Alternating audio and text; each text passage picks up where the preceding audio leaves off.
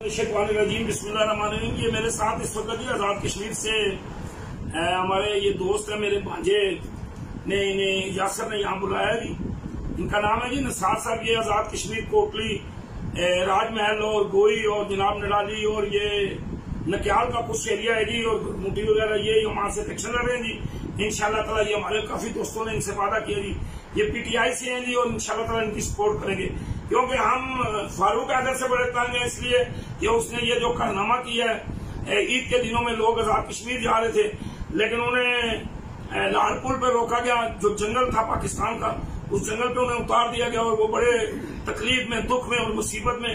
और रमजान शरीफ का महीना था जी, लोगों की बदवाएं उसके लिए उसने रास्ता बंद कर दिया जी लोगों को। वो भाई उस गांव के रहने वाले थे, वो ईद अपने बच्चों के साथ गुजारने जा रहे थे, लेकिन इस तकलीफ से इसलिए हमने फैसला किया इंशाल्लाह ताला आजाद कश्मीर में जो आइंदा के बाद इलेक्शन होंगे उसमें इंशाल्लाह ताला पीटीआई का हम भरपूर साथ देंगे, और जो पीटीआई के कैंडिडेट होंगे हम इंशाल्लाह उनके साथ देंगे।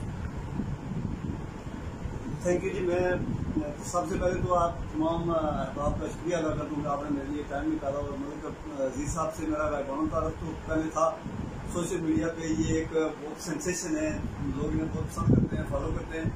तो इंशाल्लाह हम इनको मैं भी फॉलो करने का वादा करके जा रहा हूँ कि इंशाल्लाह आपके जो चैनल है या वीडियो आते हैं तो इनको फॉलो करेंगे। तो ये इन्होंने मतलब राजा फारूक हैदर के हवाले से गवर्नमेंट की जो बैड गवर्नेंस है उसके ऊपर बात की है। तो इस हवाले से हमारे राजमहल के इलाका पनाग की एक मैयत को उन्होंने 10 घंटे रोके रखा वहाँ पे, और उसके बाद जेल को उससे जाने भी नहीं दिया, और उन्होंने सिर्फ मैयत को जाने दिया 10 घंटे रोके रखने के बाद। और उसके जो डेड बॉडी वो 23 साल नौजवान था, उसके वालिद साहब 22 दिन के बाद वो भी इंतकाल कर गए, और उस मेरे ख्याल में जो ये सदमा था वो उनकी मौत का बायस बना।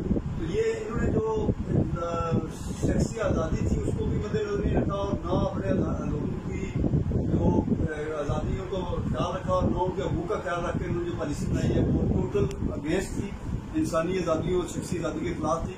हम SOP को फॉलो करने के हक में है कि हमें फॉलो करना चाहिए, लेकिन कुछ चीज़ों, हर चीज़ में एग्जाम्पशन होती है, उसमें कुछ न कुछ रिलैक्सेशन होती है, तो वो मस्त रखनी चाहिए थी।